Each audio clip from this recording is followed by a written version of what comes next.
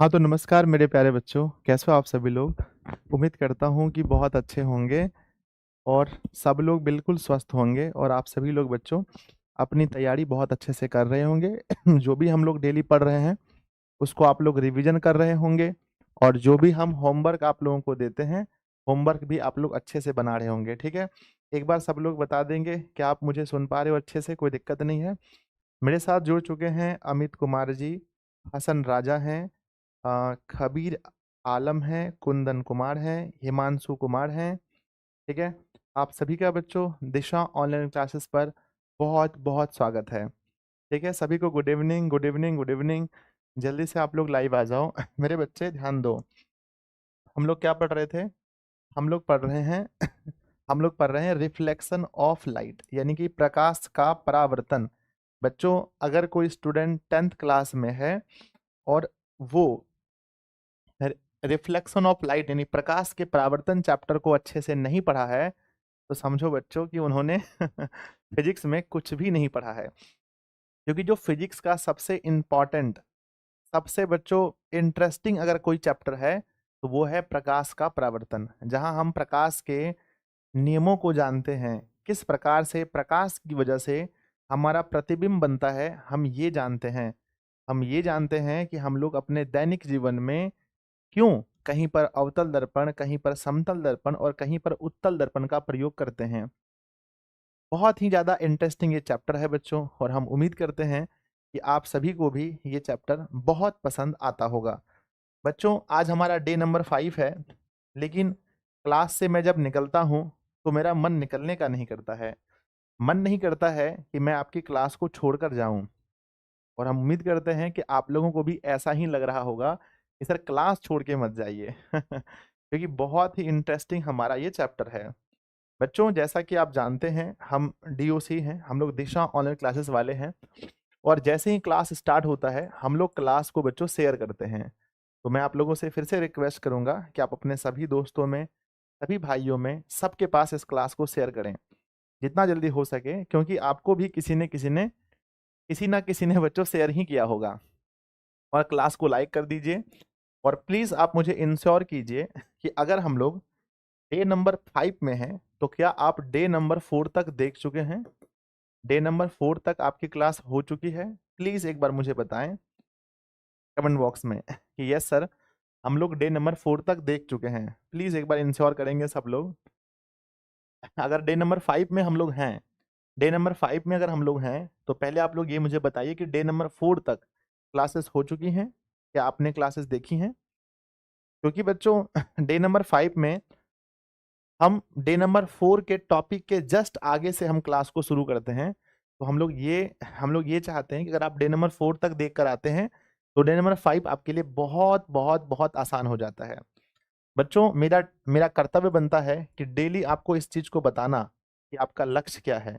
मैं हमेशा आपको कहता हूँ कि प्लीज़ आप मुझे बताइए कि आपका ड्रीम क्या है? प्लीज़ बच्चों, आपका ड्रीम क्या है मुझे बताओ कमेंट बॉक्स में। आपके ड्रीम क्या हैं?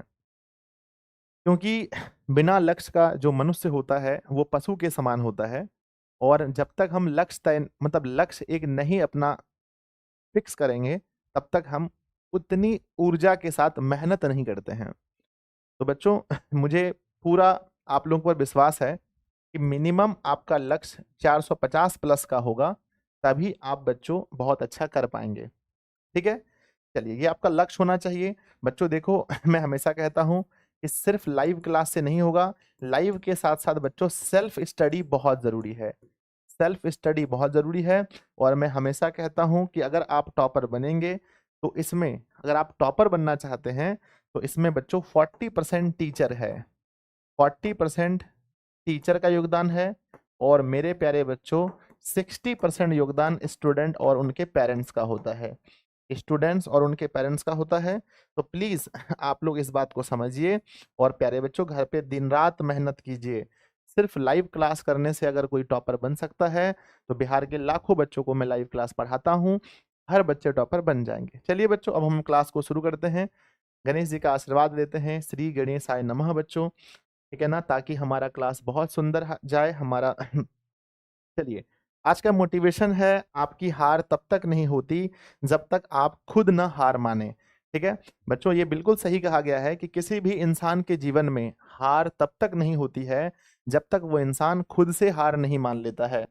बच्चों आपकी हार तब तक नहीं होती जब तक आप खुद से ना हारें। ठीक है, तो हमेशा बी पॉजिटिव बच्चों। जीवन में हारना जीतना ये लगा होता है, लेकिन हमें हमेशा एक प्रयास करने के लिए हमेशा एक प्रयास के बारे में सोचना चाहिए बच्चों। ठीक है, चलिए अब आगे बढ़ते हैं। ये है आपका बैच। आप जिस बैच में पढ़ रहे हैं उस बैच को मत भूलिए, क्योंकि ये बैच ही है जो आपको मंजिल तक पहुंचाएगा। तो हर बच्चे की जुबान पर अपना बैच याद होना चाहिए कि हम ड्रीम 450 वाले हैं। हमारा जो बैच है इसके नाम में ही लिखा है ड्रीम 450 प्लस बच्चों, ड्रीम 450 प्लस, ड्रीम 450 प्लस। ठीक है, चलिए ये आपका बैच है। इस बैच में जो भी बच्चे इनरोल नहीं किए हैं, एप्लीकेशन दिशा ऑनलाइन क्लासेस को डाउनलोड करेंगे, इनरोल कर लीजिएगा। बच्चों क्लास शुरू हो रहा है। एक बार मैं फिर से कहूंगा, अगर आपने शेयर नहीं किया है तो प्लीज शेयर कर दीजिए और एक एक स्टूडेंट क्लास को लाइक कर दीजिए। और मेरा सबसे पहला मानना है बच्चों, रिवीजन। रिवीजन, कल की क्लास में हम क्या पढ़े थे? प्लीज मुझे बताइए कि हम लोग कल की क्लास में क्या पढ़े थे। भैया मेरा सोशल साइंस बहुत कमजोर है, हो जाएगा मेरे छोटे अंकुश जी, हो जाएगा। बताओ कल की क्लास में हम लोग क्या पढ़े थे? प्यारे बच्चों, मुझे जहां तक याद है कल की क्लास में हम लोग पढ़े थे गोलीय दर्पण के बारे में।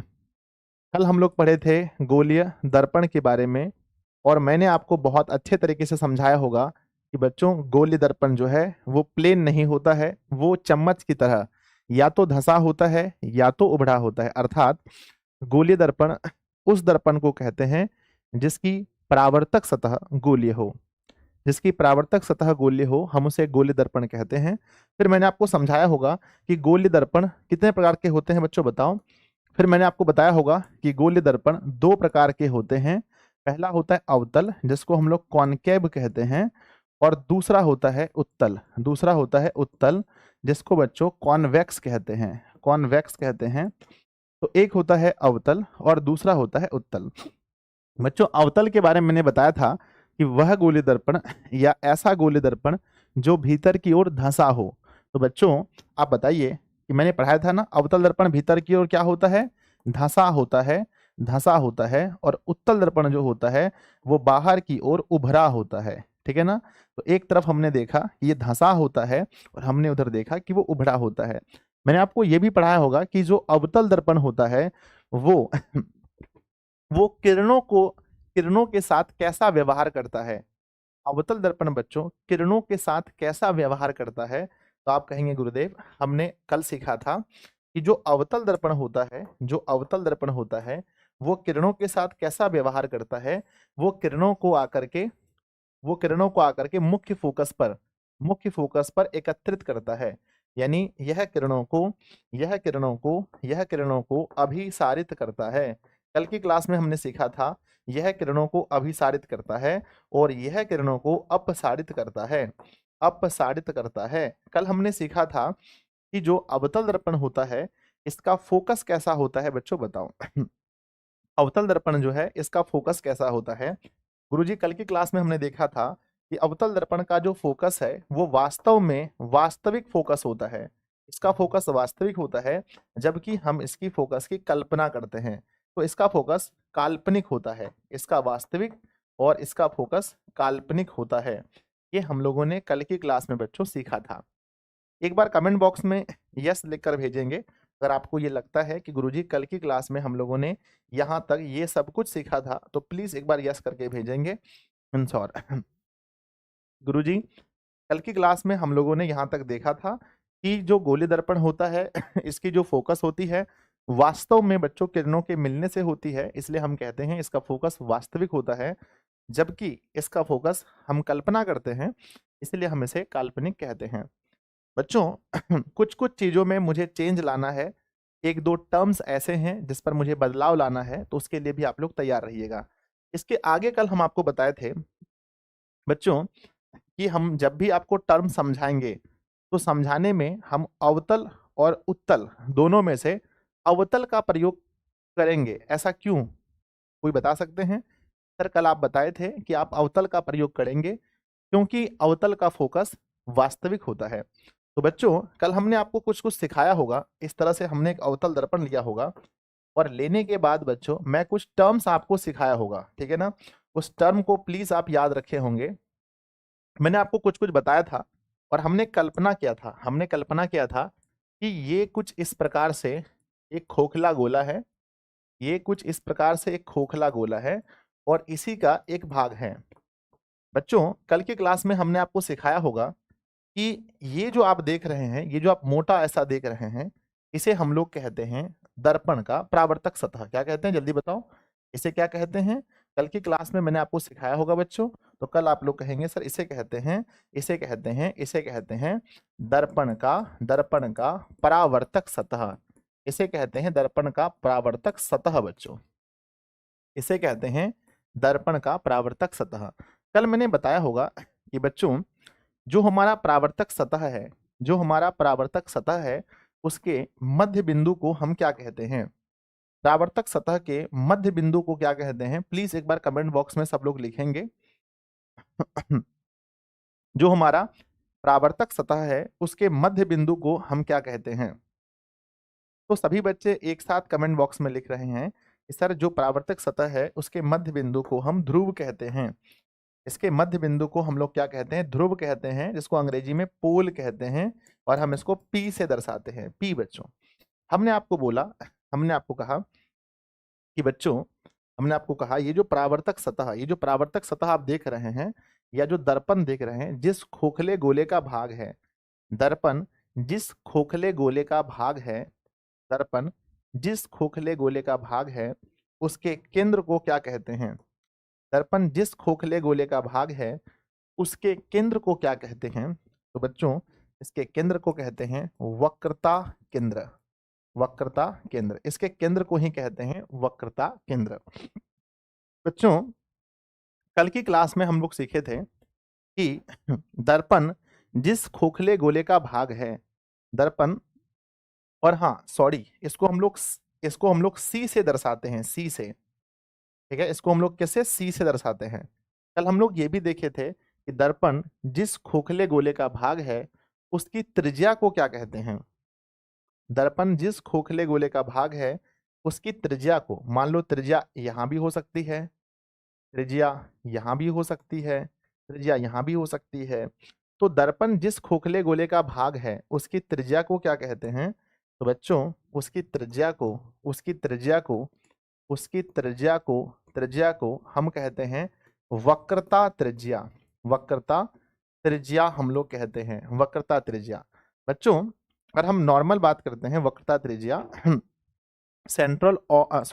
सेंटर ऑफ कर्वेचर, अगर हम नॉर्मल बात करें कहाँ से कहाँ तक हमारी वक्रता त्रिज्या है बच्चों? नॉर्मल बात करें तो कहाँ से लेकर कहाँ तक वक्रता त्रिज्या है? तो बच्चों वक्रता त्रिज्या है सी से लेकर पी तक, है ना? सॉरी माफ कीजिएगा, कोई भी दूरी पी से मापी जाती है तो पी से सी तक, पी से सी तक है। इसको दर्शाते किससे हैं? आर से। इसको दर्शाते हैं बच्चों आर से, इसको हमेशा हम आर से दर्शाते हैं। बच्चों ऐसी काल्पनिक रेखा, ऐसी काल्पनिक रेखा, ऐसी काल्पनिक रेखा जो वक्रता केंद्र से होकर, ऐसी काल्पनिक रेखा जो वक्रता केंद्र से होकर ध्रुव तक जाती है, इसे क्या कहते हैं? ऐसी काल्पनिक रेखा जो वक्रता केंद्र से होते हुए ध्रुव तक जाती है, हम इसे क्या कहते हैं? प्लीज एक बार कमेंट बॉक्स में लिखेंगे। सब बच्चे कमेंट बॉक्स में लिख रहे हैं कि ऐसी काल्पनिक रेखा जो वक्रता केंद्र से होते हुए ध्रुव तक जाती है, ध्रुव तक जाती है, प्लीज बच्चों हम इसे क्या कहते हैं? हम इसे मुख्य या प्रधान अक्ष कहते हैं। मुख्य या प्रधान अक्ष कहते हैं, ठीक है मेरे बच्चे? क्या बोलते हैं? मुख्य या प्रधान अक्ष हम लोग इसको कहते हैं, प्रिंसिपल एक्सिस। बच्चों अब यहाँ पर एक शब्द है जो मैंने कल आपको गलत पढ़ाया है, इसके लिए पहले आई एम रियली सॉरी बच्चों। सबसे पहले सॉरी कि मैंने कल आपको गलत पढ़ाया है। क्या आप में से किसी बच्चे को पता है कि मैंने आपको कल क्या गलत पढ़ाया है? प्लीज एक बार बताने का प्रयास करेंगे अगर किसी बच्चे को पता हो तो। बच्चों कल हम आपको दो चीज गलत पढ़ाए हैं, ठीक है? तो पहली बात है कि उसके लिए आई एम रियली सॉरी। मैं आपको पहले बता देता हूँ वो दो चीज क्या है। पहली बात बच्चों, मैंने आपको गलत ये पढ़ाया था कि हमने आपको ये बोला था कि देखो भाई ये अवतल है, ये क्या है, ये अवतल है, ये हमारे पास एक अवतल दर्पण है, और इसमें हम लोग एक रेखा खींचते हैं जो जिसको हम लोग मुख्य अक्ष या प्रधान अक्ष कहते हैं। बच्चों कल हमने आपको ये बताया था कि यदि हम मुख्य अक्ष के समांतर कोई रेखा लेते हैं, यदि हम मुख्य अक्ष के समांतर कोई रेखा बच्चों दर्पण पर भेजते हैं तो परावर्तन के बाद कहाँ से गुजरेगा, है ना। परावर्तन के बाद बच्चों वह कहाँ से गुजरेगा, तो परावर्तन के बाद वह जिस बिंदु से गुजरेगा, फिर से लेते हैं, मुख्य अक्ष के समांतर एक रेखा लेते हैं जो दर्पण से टकराएगा और टकराने के बाद जिस बिंदु से होकर गुजरेगा बच्चों, फिर से तो हम एक मुख्य अक्ष के समांतर एक रेखा लेते हैं, दर्पण से टकराने के बाद परावर्तन के बाद जिस बिंदु से गुजरेगा बच्चों बताओ इसको हम लोग क्या कहते हैं। जिस बिंदु से होकर गुजरेगा उसे हम लोग क्या कहेंगे बच्चों। कल हम आपको ये बताए थे कि हम इस बिंदु को फोकस कहेंगे। कल मैंने आपको सिखाया था कि यही बच्चों अवतल दर्पण का फोकस है, लेकिन बच्चों आई एम रियली सॉरी, सिर्फ इसको हम फोकस नहीं, इसको हम मुख्य फोकस कहेंगे। तो प्लीज पहली गलती मेरी यही थी कि आपको फोकस नहीं पढ़ाना था, आपको ये पढ़ाना था, इसको फोकस नहीं कहते हैं, मुख्य फोकस कहते हैं। तो पहली गलती आप लोग पकड़ लिए, बोलिए हाँ या ना।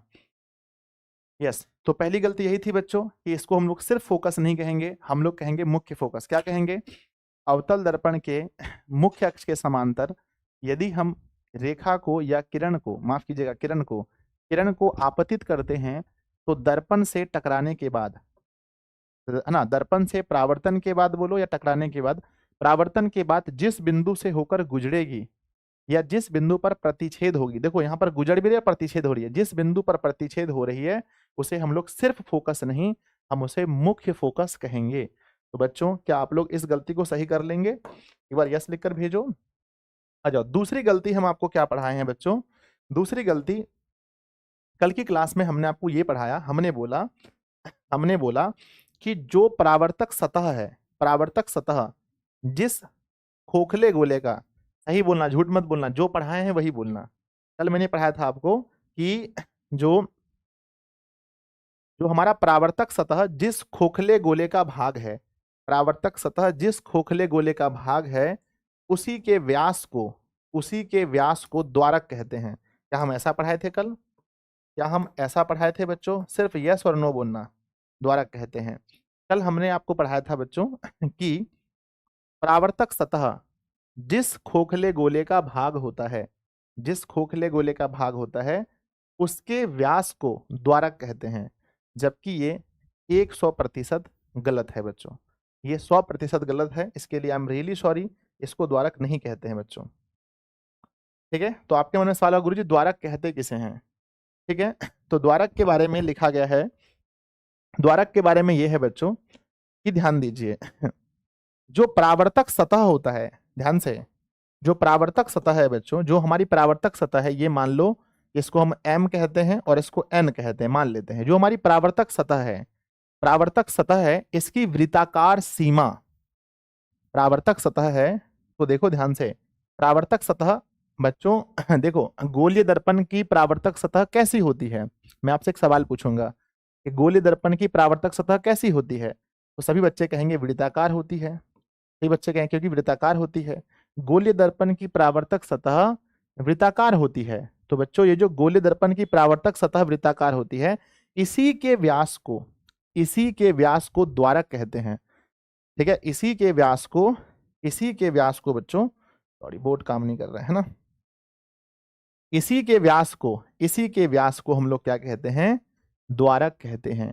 तो क्या लिखेंगे बच्चों कि गोलीय दर्पण के परावर्तक सतह के ये जो वृत्ताकार सीमा है, ध्यान दो ये सीमा कैसी है, वृत्त की तरह है, वृत्ताकार सीमा के व्यास को ही द्वारक कहते हैं।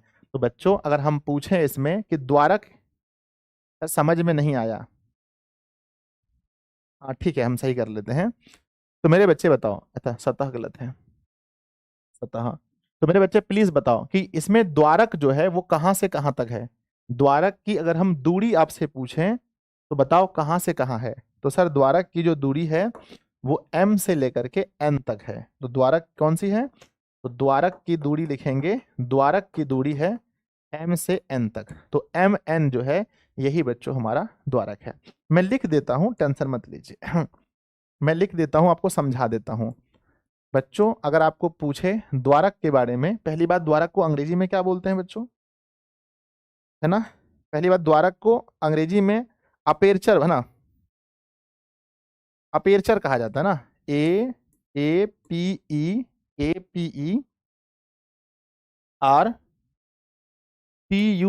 अपेरचर कहा जाता है। तो कहेंगे बच्चों, कहेंगे गोलीय, क्या लिखेंगे, गोलीय दर्पण के परावर्तक सतह, गोलीय दर्पण के परावर्तक सतह के वृत्ताकार सीमा, जो देखो गोलीय दर्पण जो भी होता है उसकी जो परावर्तक सतह होती है वो वृत्ताकार होती है बच्चों। तो लिखेंगे गोलीय दर्पण के परावर्तक सतह के वृत्ताकार, वृत्ताकार, वृत्ताकार सीमा का, वृत्ताकार सीमा का, जल्दी बोलो क्या लिखेंगे, व्यास, वृत्ताकार सीमा का व्यास द्वारक कहलाता है, द्वारक कहलाता है, कहलाता है बच्चों। ठीक है, तो प्लीज एक बार आप सभी लोग कमेंट बॉक्स में लिखेंगे क्या अब आपको कोई दिक्कत है। प्रणाम गुरुदेव, चरण छूकर, खुश रहिए खुश रहिए। अब 100% सही है बच्चों देखो सर कितना पाठ में खत्म होगा, पाठ में खत्म मत कीजिए, ज्ञान लीजिए ज्ञान, इस चैप्टर के बाद फिर आसान आसान चैप्टर आएगा, ज्ञान लीजिए बच्चों। गोलीय दर्पण का जो परावर्तक सतह होता है उसकी जो वृत्ताकार सीमा होती है उसी का व्यास मैं समझा देता हूं। ये बच्चों हमारी गोलीय दर्पण है, गोलीय दर्पण है, गोलीय दर्पण है तो इसकी परावर्तक सतह, ऐसा फिगर भी बना लीजिए, ये इसकी परावर्तक सतह होगी, सिंपल सी बात है। परावर्तक सतह बच्चों ये होगी, इसकी परावर्तक सतह ही है। तो परावर्तक सतह जो है इसकी जो वृत्ताकार सीमा है, ये जो वृत्ताकार सीमा है, वृत्ताकार सीमा है, इसी का जो व्यास है, इसी का व्यास यानी ये व्यास है ना, ये जो व्यास है यही बच्चों द्वारक है। यहां पर लिख दीजिए आकृति में, लिख दीजिए आकृति में MN द्वारक है, आकृति में MN क्या है, द्वारक है। अब हम उम्मीद करते हैं कि आपको 100% समझ में आ गया होगा। चलिए, दर्पण की चौड़ाई को द्वारक कहते हैं, नहीं नहीं नहीं ऐसा नहीं है बच्चों, बिल्कुल भी ऐसा नहीं है। ठीक है, तो अगर यहां तक आप लोग 100% समझ चुके हैं तो प्लीज बताइए हम आगे बढ़ें, आगे बढ़ें बच्चों यस सर, आगे बढ़ें सर, अभी भी नहीं समझे, अरे जो कल की क्लास, कल की क्लास आप पढ़े होंगे बच्चों तो आपको समझ में आया होगा अच्छे से। आ जाओ, अब यहां पर हम दो चीजों पर फोकस करेंगे, दो चीजों पर बच्चों। यहां से हम लोग दो चीज निकालेंगे, अपने दोस्तों को भी शेयर कीजिए क्लास को, अपने सभी दोस्तों को क्लास शेयर कीजिए, उनको भी बुलाइए क्लास में। यहां से दो चीज हम लोग निकालेंगे, ये बच्चों हमारा दर्पण है, समझने का प्रयास कीजिएगा। इसके बाहरी भाग को हम रजतित किए हैं, ठीक है, एक तरफ हमने लिखा है M और एक तरफ लिखा है मान लो N, और बच्चों इस तरह से हम लोग इस पर, ये हमारा मुख्य अक्ष है, यहां पर हम लोग ध्रुव होता है P होता है, और यहां हमारा बच्चों इसका वक्रता केंद्र C होता है, और जहां पर आकर के किरणें, परावर्तन के बाद जहां से किरण गुजरती है वहां पर हमारा F होता है। बच्चों क्या आप इसमें कोई क्वेश्चन उठाना चाहते हैं, कोई सवाल उठाना चाहते हैं तो कोई बताइए।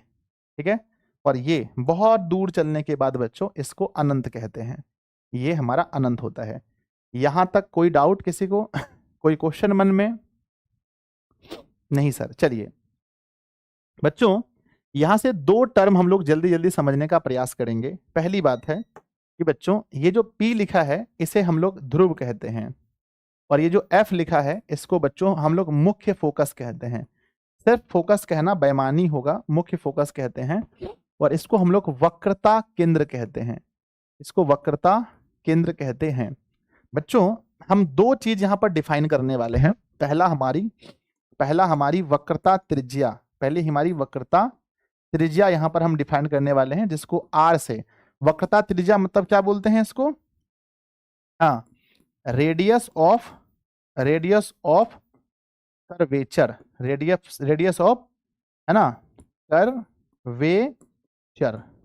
मेरे बच्चे, अगर आपसे कोई पूछे वक्रता त्रिज्या किसे कहते हैं, तो प्लीज मुझे बताइए आप क्या लिखेंगे।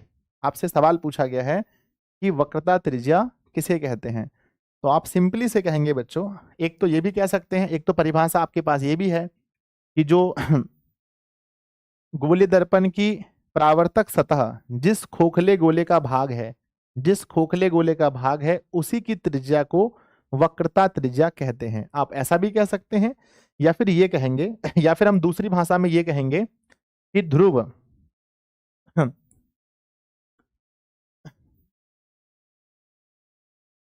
गोलीय दर्पण के गोलीय गोलीय दर्पण के गोलीय दर्पण के ध्रुव गोलीय दर्पण के ध्रुव यानी पी ध्रुव तथा गोलीय दर्पण के ध्रुव यानी पी तथा वक्रता केंद्र केंद्र केंद्र यानी सी के बीच की दूरी को के बीच की दूरी को के बीच की जल्दी बोलो बीच की दूरी को वक्रता त्रिज्या कहते हैं। वक्रता, बीच की दूरी को दर्पण का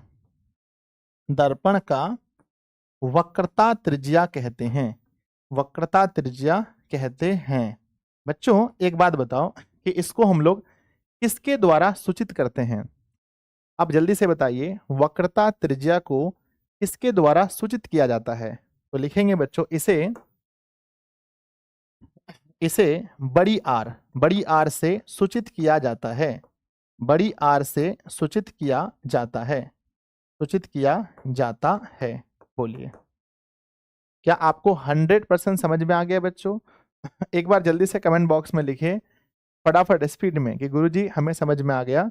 बहुत प्यारी सी बात है कि जो गोलीय दर्पण का ध्रुव है यानी कि P और वहां से लेकर के वक्रता केंद्र, इसकी जो दूरी है इसे ही हम लोग बोलते हैं वक्रता त्रिज्या। समझ में आ गया? तो यस लिखकर भेजेंगे सब लोग। यस यस, सभी बच्चे एक साथ आंसर कर रहे हैं, मुझे बहुत सुंदर लग रहा है, मुझे बहुत अच्छा लग रहा है। ठीक है, इसे आर से हम लोग सूचित करते हैं। बच्चों अब यहां पर हम पढ़ने वाले हैं फोकस दूरी। क्या पढ़ने वाले हैं? फोकस दूरी। तो दूसरा हमारा जो टर्म है वो होगा फोकस दूरी। ठीक है ना, फोकस दूरी। बच्चों अब ये बताओ कि फोकस दूरी के बारे में आप क्या कहना चाहेंगे, फोकस दूरी की परिभाषा क्या लिखेंगे? चलिए क्या लिखेंगे? गोलीय दर्पण, आपको अच्छे से पता है कि फोकस दूरी जो है बच्चों ये P से लेकर के F तक है। P से F की दूरी, P से लेकर के F की जो दूरी है उसी को फोकस दूरी कहते हैं। तो इसके लिए ध्यान से हम लोग लिखेंगे गोलीय दर्पण, गोलीय, क्या लिखेंगे बच्चों? गोलीय दर्पण के ध्रुव, गोलीय दर्पण के ध्रुव यानी ब्रैकेट में P तथा मुख्य फोकस तथा मुख्य फोकस ब्रैकेट में F, मुख्य फोकस बोले तो ब्रैकेट में F, मुख्य फोकस है ना, मुख्य गोलीय दर्पण के ध्रुव तथा मुख्य फोकस के बीच की दूरी को, या हम कह सकते हैं गोलीय दर्पण के ध्रुव P से मुख्य फोकस F तक की दूरी को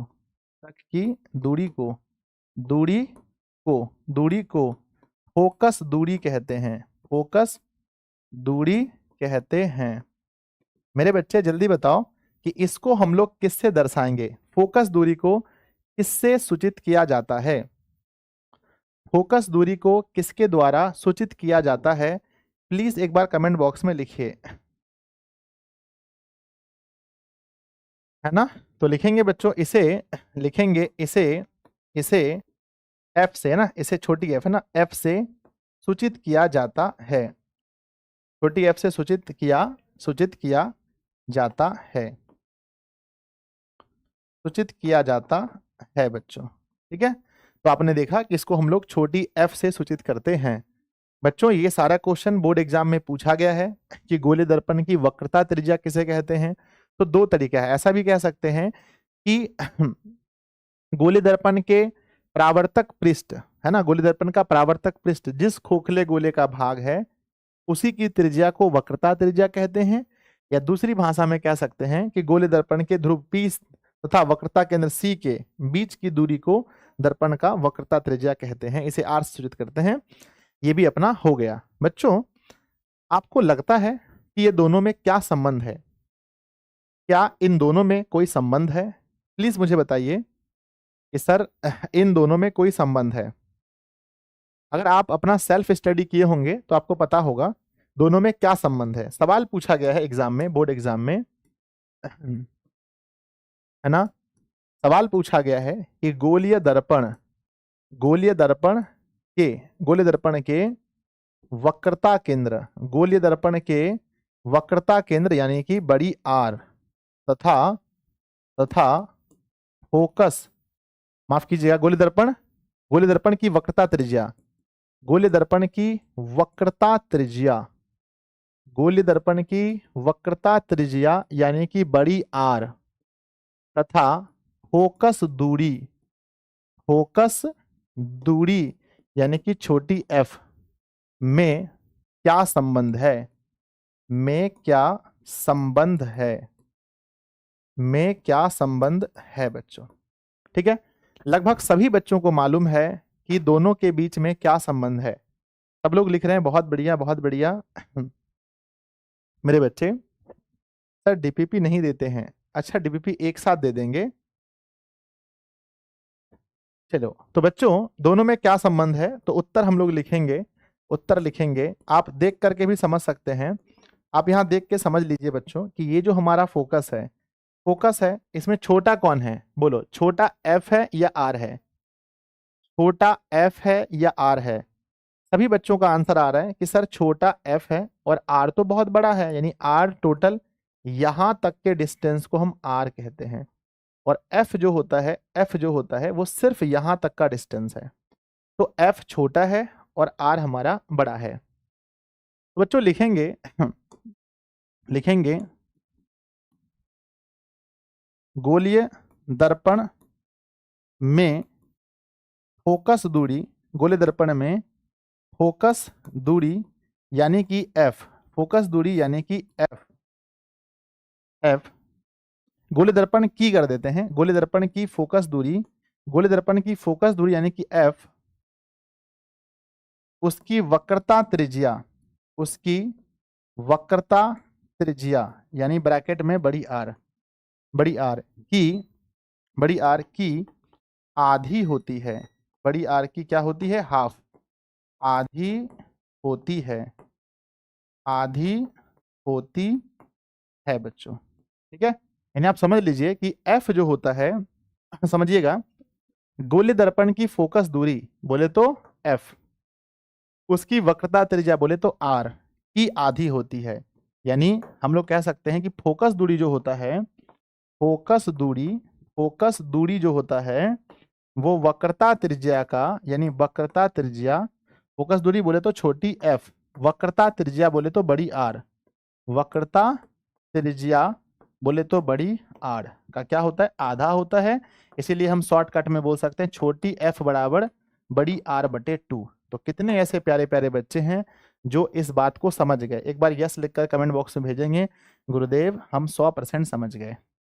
बच्चों इसीलिए एफ बराबर क्या होता है? R/2 होता है ना। एफ बराबर क्या होता है? R/2 होता है। ठीक है, जल्दी से लेकर भेजो कि सर अगर ये सवाल 2025 के बोर्ड एग्जाम में आता है तो मेरा पूरा नंबर आएगा। बच्चों क्वेश्चन है गोलीय दर्पण की वक्रता त्रिज्या r तथा फोकस दूरी f में क्या संबंध है। तो हमने संबंध बताया है बच्चों, हम इसको साबित भी करके दिखाएंगे, पर अभी हम लोग कॉन्सेप्ट समझ रहे हैं, हम लोग प्रूफ नहीं करेंगे। यस लिखकर सब लोग भेजेंगे बहुत तेजी में। और लगभग 1200 बच्चे लाइव हैं पर लाइक नहीं किए हैं आप लोग, तो प्लीज आप लोगों से रिक्वेस्ट है कि बच्चों सभी लोग क्लास को लाइक भी करेंगे। जितने बच्चे क्लास में जुड़े हैं सब लोग एक बार क्लास को लाइक भी कर देंगे ताकि कोई दिक्कत नहीं होगा बच्चों। ठीक है, क्या आप लोगों ने लाइक कर दिया है? एक बार यस लिखकर भेजिए। Yes sir, yes sir, yes sir कर दिया है।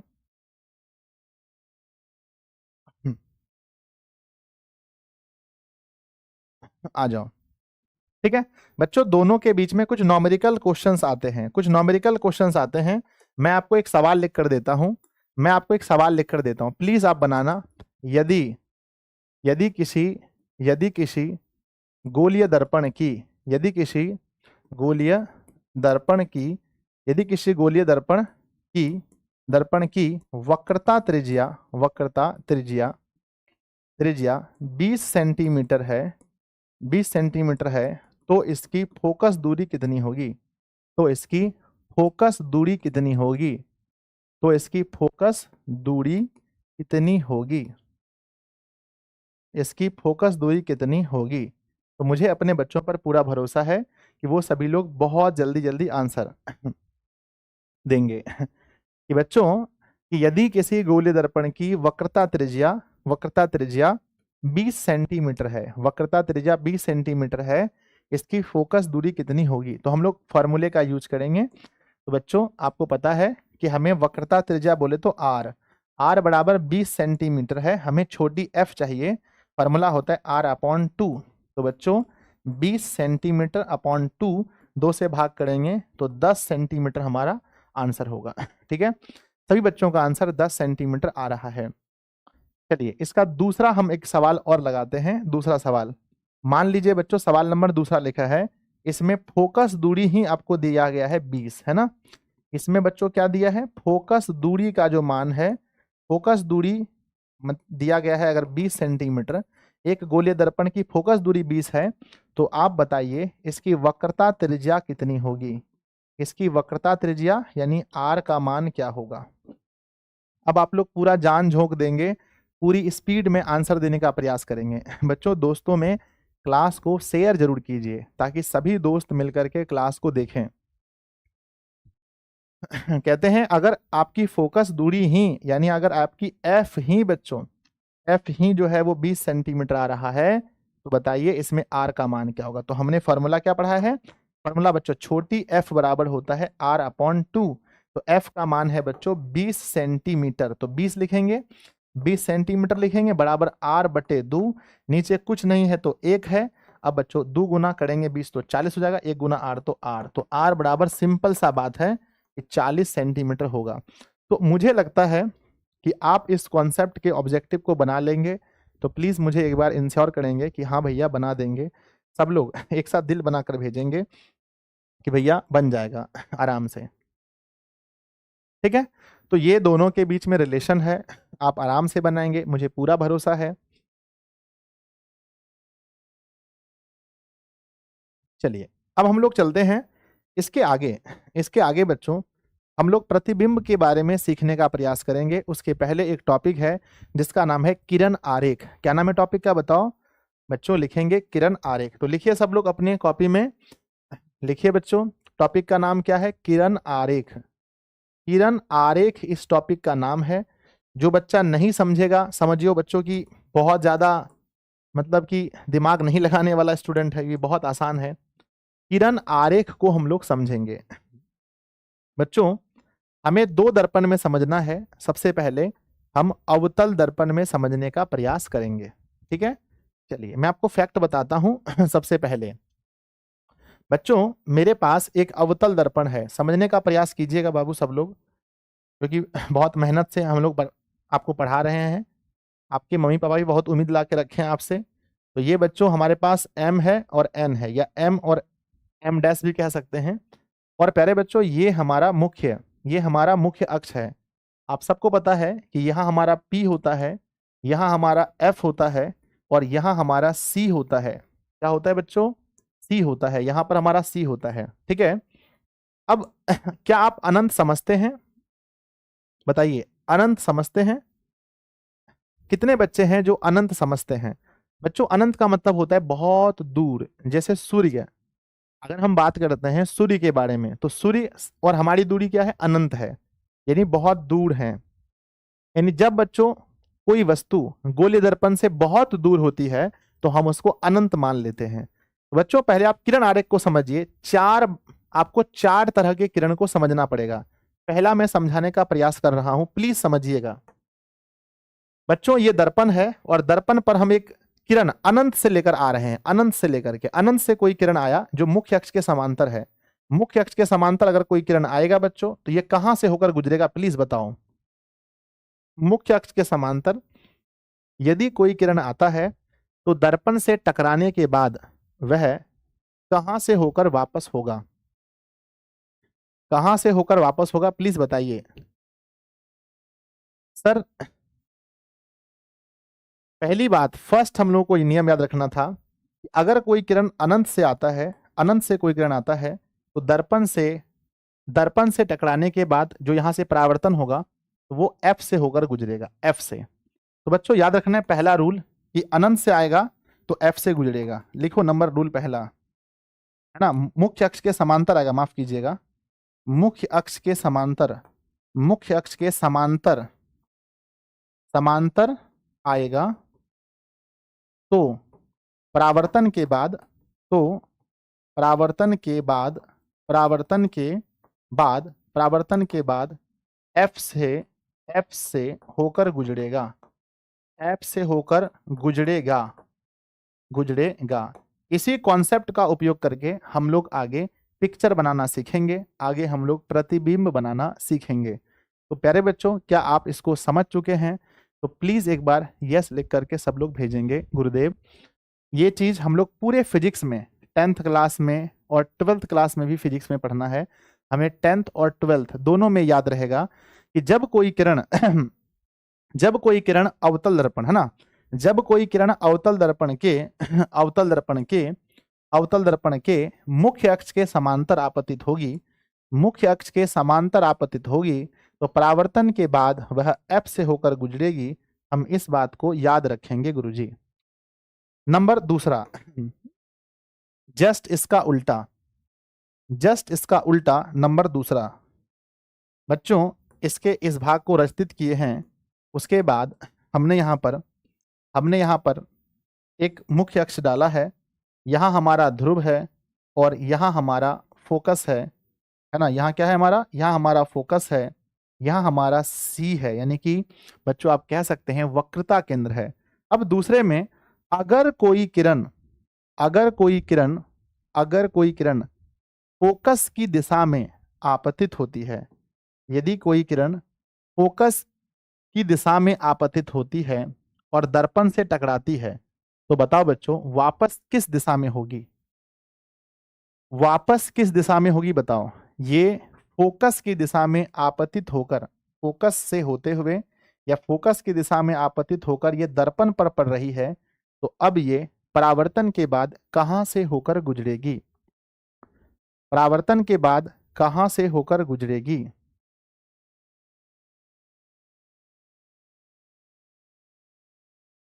बच्चों परावर्तन के बाद जैसे आपने देखा, परावर्तन के बाद ये मुख्य अक्ष के, ये हमारा मुख्य अक्ष है, ये परावर्तन के बाद ये मुख्य अक्ष के समांतर जाएगी, परावर्तन के बाद ये मुख्य अक्ष के समांतर जाएगी। बहुत सिंपल है। अगर ये फोकस के दिशा में आपतित होती है तो परावर्तन के बाद मुख्य अक्ष के समांतर जाएगी, यानी यू तो यू, मतलब कह सकते हैं एक दूसरे का जस्ट उल्टा है। सिंपली समझो, अगर मुख्य अक्ष की दिशा में आपतित होती है तो परावर्तन के बाद फोकस से जाएगी, और अगर फोकस की दिशा में आपतित होती है तो परावर्तन के बाद मुख्य अक्ष के समांतर जाएगी। तो बच्चों लिखना है जब कोई किरण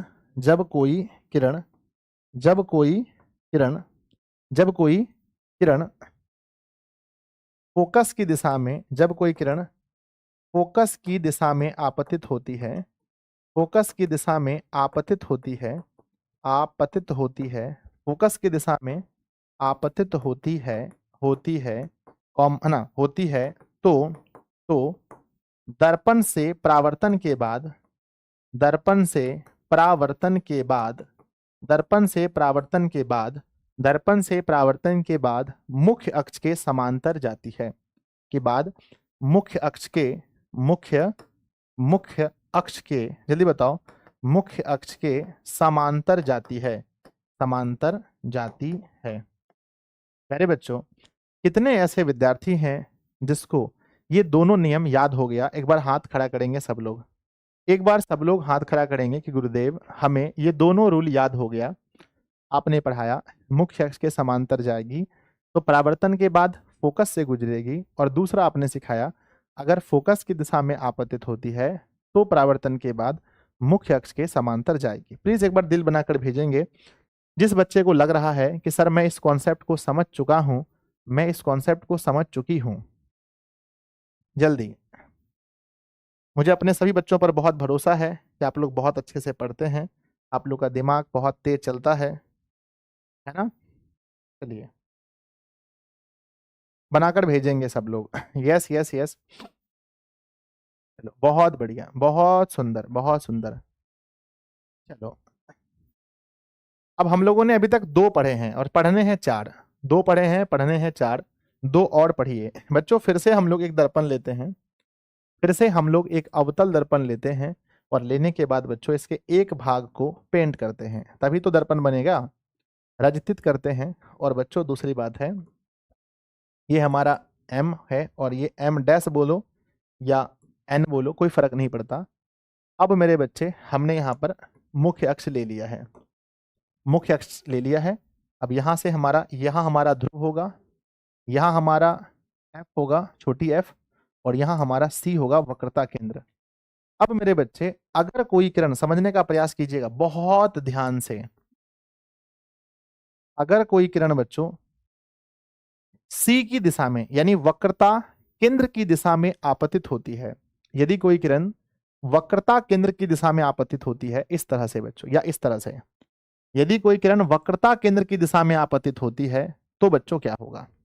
सोचो, अगर कोई किरण C से होकर गुजरती है यानी C की दिशा में वक्रता केंद्र की दिशा में आपतित होती है और दर्पण पे जाकर टकराती है तो वो कहां से वापस होगी बताओ? किसी को कोई आइडिया है?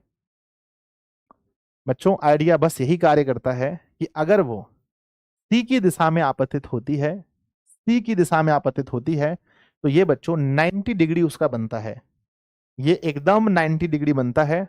और आपको पता है, आपको मैंने पढ़ाया था परावर्तन के नियम में, अगर कोई किरण बच्चों लंबवत आपतित होती है, लंबवत आपतित होती है, 90 डिग्री में आपतित होती है, तो उसके एंगल में थोड़ा सा भी चेंज नहीं होगा। मतलब जिस दिशा पर वो ना, जिस मार्ग पर वो आती है, जिस मार्ग पर वो आती है वापस भी उसी मार्ग पर जाती है। तो बच्चों अगर C की दिशा में आपतित होती है तो वापस भी C की दिशा में होगी, इस बात को याद रखना। अगर आपसे कोई पूछे ऐसा क्यों होता है तो क्या जवाब है आपके पास? नॉक नॉक, जल्दी बताओ, क्या आपके पास जवाब है? क्या आपके पास जवाब है इसका कि ऐसा क्यों होता है? यस गुरुजी, मेरे पास जवाब है, मैं उसको बताऊंगा या बताऊंगी। ऐसा इसलिए होता है क्योंकि C की दिशा में जब किरण आपतित होती है तो वो लंब की तरह व्यवहार करती है, बिल्कुल लंबवत दर्पण पर पड़ती है, और जब कोई किरण लंबवत दर्पण पर पड़ती है तो उसके कोण में बिना बदलाव किए वह किरण वापस उसी दिशा में मुड़ जाती है। ठीक है, चलो तो बच्चों तीसरा के लिए हम यहाँ लिखेंगे, है ना? हाँ, तीसरा के लिए लिखेंगे, नंबर यहाँ पर लिखेंगे, जब कोई किरण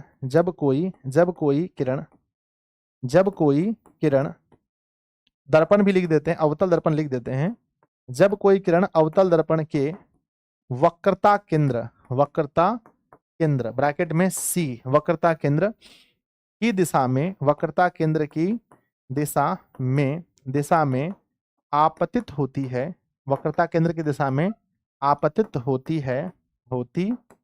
है तो दर्पण से परावर्तन के बाद, परावर्तन के बाद उसी दिशा में वापस मुड़ जाती है। परावर्तन के बाद उसी दिशा में वापस मुड़ जाती है, ठीक है? कितने बच्चों को याद रहेगा ये? कितने बच्चों को याद रहेगा? सर चित्र कब बनेगा? चित्र इसके बाद बनेगा, ठीक है? तो जब कोई किरण, मेरे बच्चे, जब कोई किरण सी की दिशा में जाएगी तो वापस भी सी की दिशा में होगी। ये आपको याद करना है। अब लास्ट बचा है और पूछे कारण बताओ, कारण बताओ, तो बताना कारण यहाँ बच्चों, क्योंकि कोई है ना, कारण है बच्चों लंबवत पढ़ना। कारण क्या है? कारण है लंबवत पढ़ना। लंबवत, लंबवत पढ़ना ही इसका रीजन है। सबसे बड़ा कारण है कि ये लंबवत पढ़ती है, बस यही रीजन है। चलिए बच्चों आगे बढ़ जाएं। चलो बस लास्ट आपको रूल और पढ़ना है। लीजिए ये रहा हमारा अवतल दर्पण। अवतल दर्पण बच्चों, ठीक है। अब इसके यहां पर हमने m लिखा और यहां पर हमने n लिखा, और इस तरह से बच्चों हमने यहां पर दे दिया। मुख्य अक्ष ले लिया। अब यहां पर ये हमारा पोल हो जाएगा, ये कुछ दूरी पर फोकस हो जाएगा, कुछ दूरी पर वक्रता केंद्र हो जाएगा। अब मेरे बच्चे बात यहां ये हो रही है कि यदि कोई किरण ध्रुव पर, यदि कोई किरण डायरेक्ट ध्रुव पर पड़ती है, यदि कोई किरण डायरेक्ट ध्रुव पर थीटा कोण बनाकर पड़ती है, थीटा कोण बनाकर पड़ती है, तो बच्चों वह वापस किस कोण के साथ होगी? दर्पण से परावर्तन के बाद किस कोण के साथ वह वापस होगी, ये आपको बताना है। कि यदि कोई किरण, यदि कोई किरण मेरे बच्चे सीधा ध्रुव पर, कोई किरण सीधा ध्रुव पर आपतित होती है थीटा एंगल के साथ, तो वापस वह किस एंगल के साथ होगी? आप कहेंगे सर अगर थीटा एंगल के साथ, थीटा एंगल के साथ वह आपतित होती है, तो वापस भी मेरे बच्चे, वापस भी मेरे बच्चे थीटा एंगल के साथ ही होगी।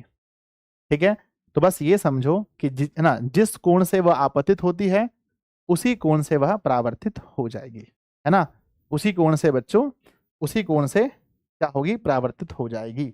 यहां से ऐसे आएगी और वापस इसी दिशा में हो जाएगी। ठीक है, तो इसको लिखना है नंबर 4 को, नंबर 4 को लिखना है, नंबर 4 को लिखना है बच्चों, नंबर 4 को, जब कोई किरण, जब कोई है ना अवतल, पहले लिख देते हैं, अवतल दर्पण में, अवतल दर्पण में, अवतल दर्पण में जब कोई किरण, जब कोई, जब कोई किरण, किरण, किरण ध्रुव पर, ध्रुव पर, ध्रुव पर, ऐसे लिख दो ना, अवतल दर्पण में कोई किरण, अवतल दर्पण में, अवतल दर्पण में कोई किरण, कोई किरण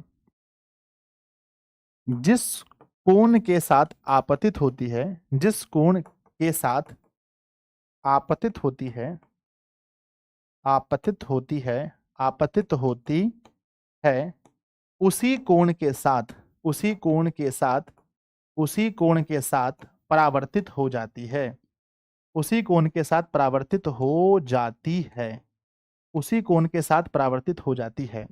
बच्चों ये 4 नियम हैं। आप मुझे बताइए कितने दिन आपको लगेंगे इस चारों नियम को सीखने में? 1 दिन, 5 दिन, 1 महीना, 1 साल, कितना दिन आपको लगेगा ये 4 रूल को पढ़ने में? 4 रूल है बच्चों। पहला, अगर मुख्य अक्ष के समांतर आएगी तो वह F से होकर जाएगी, अगर वह F की दिशा में आएगी तो वह मुख्य अक्ष के समांतर जाएगी। यदि वह C की दिशा में आएगी तो वह, अगर वह C की दिशा में आपतित होती है तो वापस भी उसी दिशा में होगी, और अगर वह थीटा कोण के साथ बच्चों ध्रुव पर पड़ती है तो वापस भी थीटा कोण के साथ ही होगी। सर 1 मिनट लगेगा, 1 साल लगेगा ठीक है, अब इसको ऐसे प्रैक्टिस करना घर पर। आप प्रैक्टिस ऐसे करना कि मेरे बच्चे देखो, प्रैक्टिस ऐसे करना कि पहले देखो ये है, अगर बच्चों यहां से आएगी तो वापस होके जाएगी F से, पहला हो गया। नंबर दूसरा, नंबर दूसरा मेरे बच्चे, अगर यहाँ F है, अगर ये F की दिशा में आएगी तो वापस होके जाएगी यहां से। इस तरह से करना, ये प्रैक्टिस करने का मैं तरीका बता रहा हूं। दूसरा हो गया।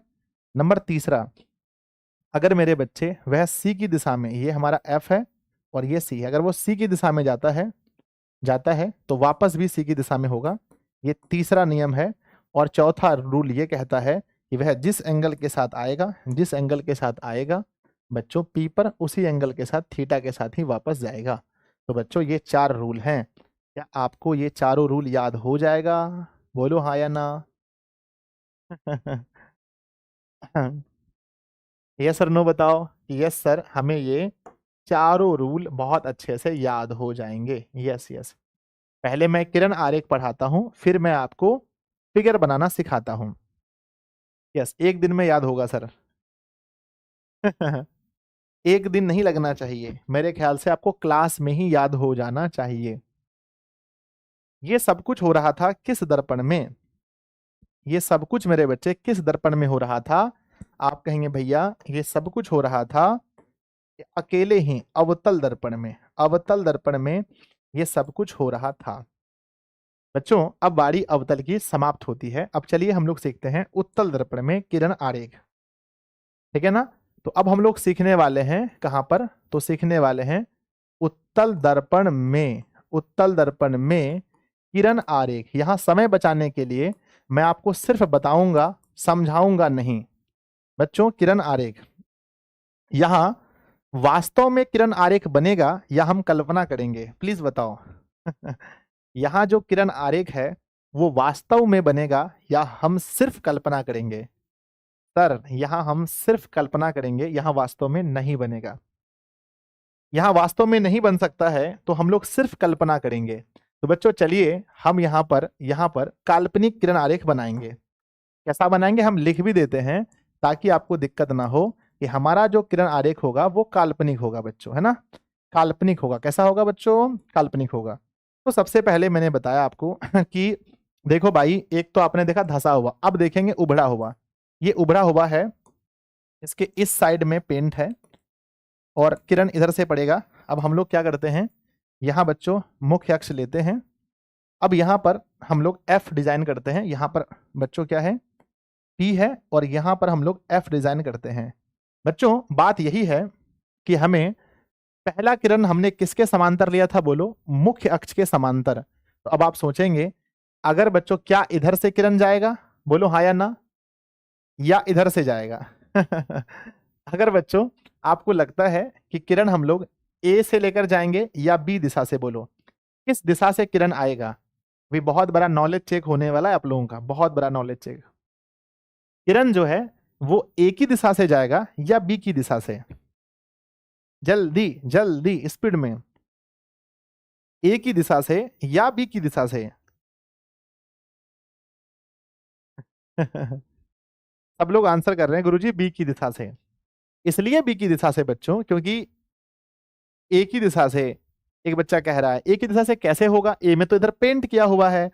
मेरे बच्चों मैंने सिखाया था ना। अरे एक बच्चा ए कह रहा है, मारेंगे ना। ए में तो पेंट है बच्चों। आईना जिधर से दिखता है वैसे ही देखते हो ना, कि जिधर पेंट होता है उधर से देखते हो। बट तो पहली बात है बच्चों कि यहां पर याद रखना कि हमेशा हमेशा बाईं ओर से आता है, हमेशा प्रकाश बाईं ओर से आएगा। तो बच्चों अब ये बताओ, क्या ये इसे पार करने देगा? क्या इस दर्पण से होकर प्रकाश पार करेगा? आप बोलेंगे सर कभी नहीं, कभी पार करने नहीं देगा। ये दर्पण है, कोई लेंस नहीं है जो पार करने देगा। ये इसको वापस भेजेगा। बच्चों जैसे ही हम लोग किरण को यहां से इस तरह से भेजेंगे, ये जैसे ही दर्पण में लगेगा, उस तरफ तो पेंट है, पार होने का सवाल ही नहीं है, तो ये इसे वापस कर देगा। ये इसको वापस इस दिशा में वापस मोड़ देगा, है ना? ये इसे वापस कर देगा। लेकिन हम कल्पना करेंगे, ये बच्चों क्या हो गया वापस, लेकिन हम कल्पना करेंगे। बताओ कैसी कल्पना? हम कैसी कल्पना करेंगे? हम ऐसी कल्पना करेंगे कि मुझे ऐसा प्रतीत हो रहा है कि ये जो किरण है, ये जो किरण है वो कहां से आ रहा है? बताओ। हम ऐसी कल्पना करेंगे कि ये जो किरण है ये एफ से होकर आ रहा है। हम ऐसी कल्पना करेंगे बच्चों कि किरण कहां से आ रहा है? किरण एफ से होकर आ रहा है। रियल में तो होगा नहीं, क्योंकि बच्चों किरण आया, दर्पण पे लगा, टकरा कर चला गया। लेकिन हम कल्पना करेंगे कि ये जो किरण है ये कहां से आ रहा है? एफ से होकर आ रहा है। तो बात वही है बच्चों कि अगर हम समांतर ले रहे हैं तो कहां से आता हुआ प्रतीत, यहां आएगा नहीं, यहां प्रतीत होगा। समांतर, समांतर लेने पर, समांतर लेने पर, समांतर लेने पर कहां से आता हुआ प्रतीत होगा? तो लिखेंगे एफ से आता हुआ प्रतीत होगा। एफ से आता हुआ, हुआ, जल्दी बोलो, एफ से आता हुआ प्रतीत होगा, एफ से आता होगा, हुआ प्रतीत होगा। ये सिर्फ प्रतीत होगा, रियल इसमें नहीं होता है कुछ भी। चलो एक नियम खत्म हो गया, पहला रूल खत्म। चलो सेकंड नियम। सेकंड नियम में जाने के लिए हमें दर्पण भी सेकंड लेना ही पड़ेगा मेरे बच्चे। अब इस तरफ हम लोग पेंट करना चाहेंगे, एफ से आता हुआ प्रतीत होगा, जस्ट इसका अपोजिट आपको पता है। फिर दूसरी किरण कहाँ से लेनी है, चलो ये P है, ये बच्चों F है, ये हमारा C है। अब बताओ दूसरा जो हमें किरण लेना है वो किस दिशा में लेना है, दूसरी किरण को हमें किस दिशा में लेना है सर? दूसरी किरण को हमें याद कीजिएगा अवतल में, अवतल में याद कीजिएगा। हम लोगों ने दूसरी किरण को, पहले को हमने लिया था मुख्य अक्ष के समांतर, दूसरे को हमने लिया था F की दिशा में। तो यहां पर भी बच्चों हम F की दिशा में लेंगे, F की दिशा में हम लेंगे दूसरी किरण को। ठीक है, ये है F और F की दिशा में हम किरण को ले रहे हैं। प्लीज बताइएगा, हमने F की दिशा में किरण को लिया, हमने F की दिशा में किरण को लिया। बच्चों बताओ रिजल्ट क्या होगा, रिजल्ट क्या होगा बताओ? क्या ये दर्पण को पार कर जाएगा? आप कहेंगे सर ये शीशा थोड़ी है जो पार, मतलब सॉरी कांच थोड़ी है कि पार कर जाएगा। ये यहां पर आएगा और यहां पर जैसे ही टकराएगा बच्चों, यहां पर जैसे ही टकराएगा, टकराने के बाद यह वापस ऐसे हो जाएगा, ऐसे वापस हो जाएगा। ठीक है, वापस बच्चों टकराने के बाद यह मुख्य अक्ष के समांतर, बिल्कुल रियलिटी में, बिल्कुल रियल में बच्चों, है ना? क्या होगा?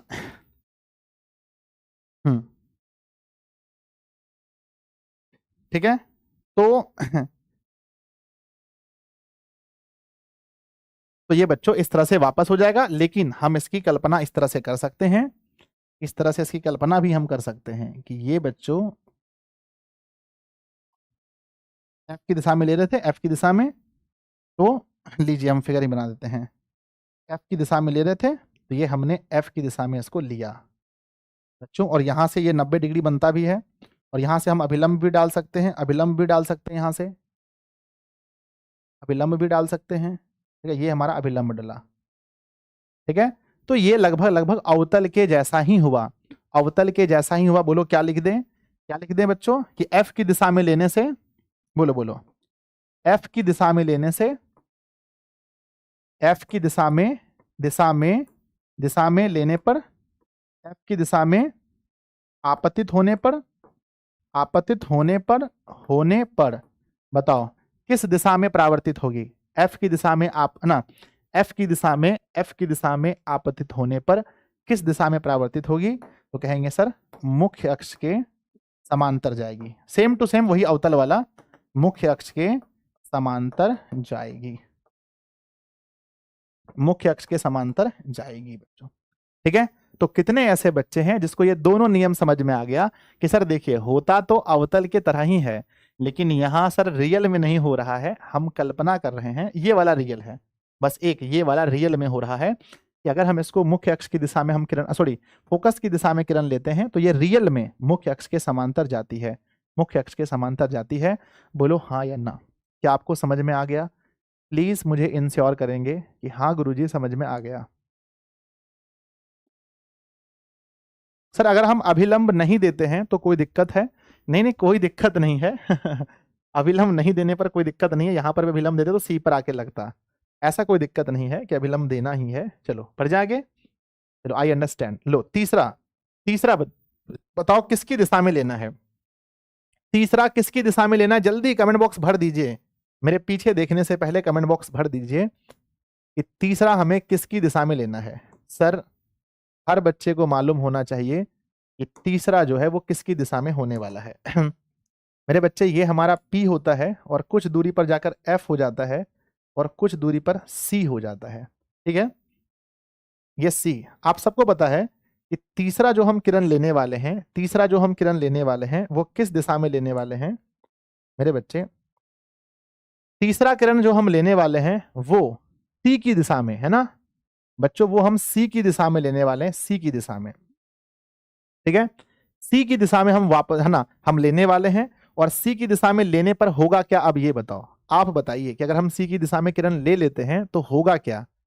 सर देखो अगर आप C की दिशा में लोगे किरण तो ये लगभग 90 डिग्री पर आता है तो ये वापस भी सी की दिशा में जाएगा, लेकिन कहां से आता हुआ प्रतीत हमें कल्पना करना है। हमें कल्पना करना है कि ये कहां से आता हुआ प्रतीत होगा, बताओ। हमें कल्पना करना है ये बच्चों, ये जो है ये सी से आता हुआ प्रतीत होगा। ये सी से आता हुआ प्रतीत होगा, ध्यान दीजिए। ऐसा करेंगे, अगर हम सी की दिशा पर लेते हैं तो ये वापस सी की दिशा में आता हुआ प्रतीत होगा। तो लिखेंगे बच्चों, सी की दिशा में आपतित होने पर, सी की दिशा में आपतित होने पर, सी की दिशा में आपतित होने पर, सी की दिशा में, है ना, होने पर परावर्तन के बाद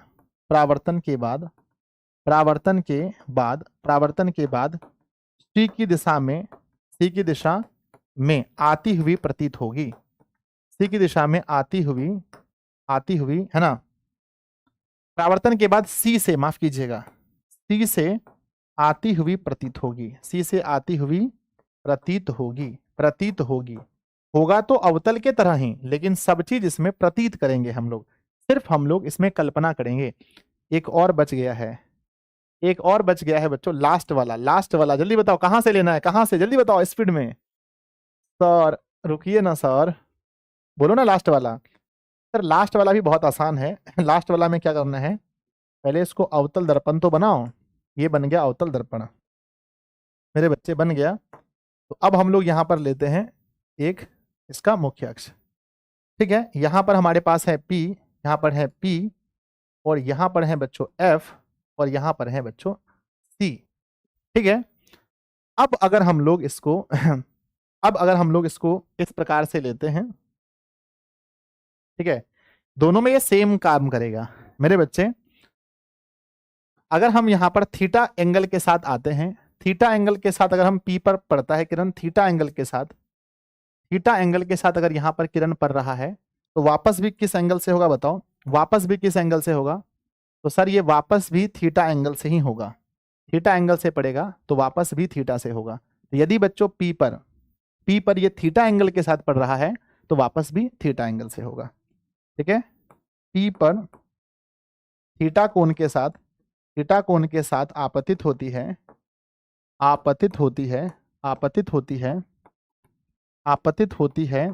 तो परावर्तन, है ना, तो थीटा कोण के साथ ही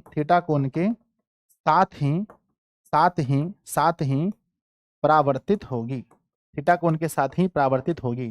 तो प्यारे बच्चों, अब ये बताओ, ये 4 रूल हम आपको पढ़ाए, इस 4 नियम को याद करने में आपको कितने समय लगेंगे, कितने दिन लग जाएंगे इसको याद करने में? सर वो तो अवतल वाला ही है, पर इसमें 2 ठो कल्पना करते हैं, एक F वाला और एक C वाला कल्पना करना पड़ता है, जबकि ये सच में होता है। जबकि अरे कहाँ चले गए, जबकि ये दूसरा वाला रियल है, ये रियल में ऐसा हो रहा है, और मेरे बच्चे ये भी रियल में ऐसा हो रहा है, ठीक है। तो कितना समय आपको लगेगा, 1 दिन, 2 दिन, 3 दिन, 4 दिन, कितना समय लगेगा? सर 2 मिनट लगेगा। मेरे बच्चे अब हम आपको सिखाएंगे प्रतिबिंब बनाना। अब हम आपको क्या सिखाएंगे बताओ? प्रतिबिंब बनाना।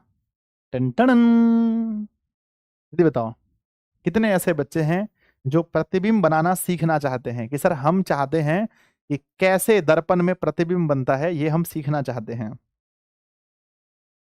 चलो बच्चों, अगर आप प्रतिबिंब बनाना सीखना चाहते हैं तो आइए मैं आपको कुछ सिखाता हूं, ठीक है। हाँ, एक दर्पण हम आपको पढ़ाए थे जिसका नाम था समतल। एक दर्पण हम आपको पढ़ाए थे जिसका नाम था समतल, जिसको अंग्रेजी में कहते हैं प्लेन मिरर। बच्चों समतल दर्पण, प्लेन मिरर। आप ये बताओ पहली बात कि ये कैसा प्रतिबिंब बनाता है, चाहे वस्तु पास में हो, चाहे वस्तु दूर में हो, कहीं भी हो, ये वस्तु का कैसा प्रतिबिंब बनाता है, जल्दी बताओ। छोटा बनाता है, बड़ा बनाता है, या समान आकार का? तो बच्चों हम समतल दर्पण में प्रतिबिंब इसलिए नहीं पढ़े क्योंकि ये हमेशा वस्तु का पहली बात है बच्चों समान आकार का, है ना। पहली बात है समान आकार बनाएगा, और दूसरी बात यह है बच्चों, समान आकार बनाता है। दूसरी बात है यह काल्पनिक काल्पनिक बनाता है और सीधा बनाता है, काल्पनिक और सीधा। तो हम लोग समतल दर्पण में कभी भी बच्चों हम लोग वस्तु का प्रतिबिंब नहीं बनाएंगे, समतल में नहीं बनाएंगे, ठीक है। अब हम बात करते हैं बच्चों अवतल की। अब हम बात करते हैं अवतल की, कि अवतल जो है वो वस्तु का कैसा प्रतिबिंब बनाता है। और बच्चों तो अवतल के बारे में याद रखना कि अवतल जो है वस्तु का अवतल जो है वस्तु का तीनों प्रकार का प्रतिबिंब बना सकता है। ये डिपेंड करता है कि वस्तु उसके कितने पास है, उससे कितना दूर है, उससे कितना दूर है, उससे कितना दूर है, कितना दूर है। तो बच्चों अवतल वस्तु का छोटा प्रतिबिंब भी बना सकता है, मैं आपको बताऊंगा, छोटा बना सकता है, समान आकार का बना सकता है, समान भी बना सकता है, और बड़ा भी बना सकता है, तो एकमात्र ऐसा दर्पण है जो वस्तु का छोटा भी बना सकता है, बराबर भी बना सकता है, और बड़ा भी बना सकता है। अब आप मुंह फुला लेंगे कि सर कैसे बना सकता है, हम आपको बना करके दिखाएंगे बच्चों कि ऐसा कैसे होता है, ठीक है। अगर ये छोटा बड़ा, तो अवतल ही एकमात्र ऐसा दर्पण है जो वस्तु का वास्तविक प्रतिबिंब भी बनाता है, यानी वास्तविक किरणों से मिलकर जो प्रतिबिंब बने उसे वास्तविक बोलते हैं, वास्तविक भी बना सकता है, और ये काल्पनिक भी बना सकता है। एकमात्र ऐसा है कि जो वास्तविक भी बना सकता है और काल्पनिक भी बना सकता है। और जब वास्तविक बना दिया तो समझो उल्टा भी बन सकता है, और जब काल्पनिक बना दिया तो समझो सीधा हो गया, और जब वास्तविक बना दिया तो समझो उल्टा हो गया। यानी बच्चों एकमात्र ऐसा दर्पण जो वस्तु को का उल्टा प्रतिबिंब बना सकता है, सीधा भी बना सकता है, छोटा भी बना सकता है, बड़ा भी बना सकता है, अरे बराबर भी बना सकता है। तो पहले बच्चों एग्जाम में पूछा गया क्वेश्चन है, 2-3 बार पूछा गया है कि कौन सा ऐसा दर्पण है जो वस्तु का वास्तविक और काल्पनिक दोनों प्रतिबिंब बना सकता है। कौन सा ऐसा दर्पण है बताओ। सर चिन्ह परिपाटी नहीं पढ़ा है, अभी नहीं, चिन्ह परिपाटी प्रतिबिंब के बाद पढ़ाते हैं, जो चीज जहां है वहीं पढ़िए, फालतू जगह मत पढ़िए। कौन सा ऐसा दर्पण है जो वास्तविक और काल्पनिक दोनों बना सकता है? आंसर अवतल। कौन सा ऐसा दर्पण है जो वस्तु का छोटा, समान आकार और बड़ा तीनों प्रतिबिंब बना सकता है? आंसर अवतल दर्पण। कौन सा ऐसा दर्पण है जो वस्तु का केवल समान आकार का प्रतिबिंब बना सकता है? केवल समान आकार का प्रतिबिंब बना सकता है। समतल, केवल बोला समतल, ठीक है। तीसरा आता है बच्चों उत्तल। उत्तल के बारे में यह है कि उत्तल हमेशा बच्चों छोटा प्रतिबिंब बनाता है किसी भी वस्तु का, है ना, हमेशा छोटा प्रतिबिंब बनाता है। और बच्चों ये काल्पनिक बनाता है, और जब काल्पनिक होगा बच्चों तो आप समझ सकते हैं कि सीधा होगा, काल्पनिक और सीधा, ठीक है। तो इस चीज को याद रखना है। अब एग्जाम में पूछा जाएगा, अगर आपसे मान लीजिए कि एग्जाम में क्वेश्चन पूछा गया, ठीक है, एग्जाम में एक सवाल पूछा गया कि बच्चों कौन सा ऐसा दर्पण है जो काल्पनिक प्रतिबिंब बना सकता है? कौन सा ऐसा दर्पण है जो काल्पनिक प्रतिबिंब बना सकता है? काल्पनिक प्रतिबिंब क्षमता का बात हो रहा है, कौन सा ऐसा दर्पण है जो काल्पनिक बना सकता है? तो देखिए ये भी काल्पनिक बना सकता है अरे ये भी काल्पनिक बना सकता है, और मेरे बच्चे ये भी काल्पनिक बना सकता है। तो सवाल पूछा गया है कि कौन सा ऐसा दर्पण है जो काल्पनिक प्रतिबिंब बना सकता है? तो आंसर लिखेंगे तीनों बना सकता है। आंसर क्या लिखेंगे? आंसर लिखेंगे बच्चों तीनों बना सकता है, तीनों। कौन सा ऐसा दर्पण है जो वास्तविक प्रतिबिंब बना सकता है? कौन सा ऐसा दर्पण है जो वास्तविक प्रतिबिंब बना सकता है? आप देखिए, क्या यहां कहीं वास्तविक है? नहीं सर। क्या यहां कहीं वास्तविक है? नहीं सर। तो बच्चों वास्तविक में इसका होगा अवतल का आंसर होगा, अवतल। वास्तविक प्रतिबिंब केवल अवतल बना सकता है, और किसी की क्षमता नहीं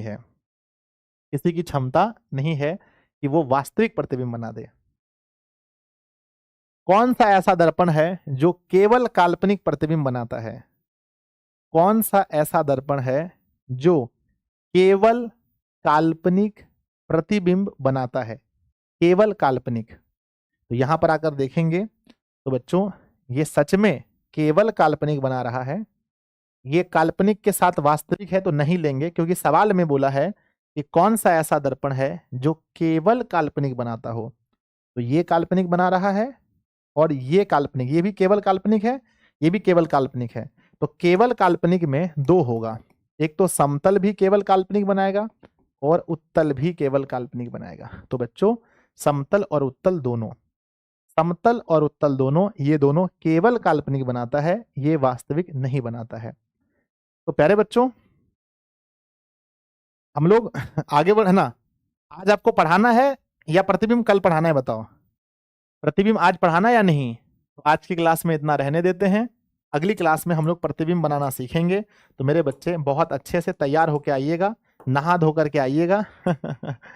ठीक है, नहा धो करके आइएगा। बताओ कल हम लोग प्रतिबिंब बनाना सीखेंगे, तो क्या आप लोग नहा धोकर आइएगा? हाथ उठाओ कि आज पढ़ा दे। सर आज पढ़ा दीजिए, है ना मेरे बच्चे? सर आज पढ़ा दो। अरे अरे अरे अरे अरे कल कल कल कल। ठीक है, तो कल नहा धो करके खाना पीना खा कर आना, ठीक है? चलो चलो चलो चलो, लव यू बच्चों।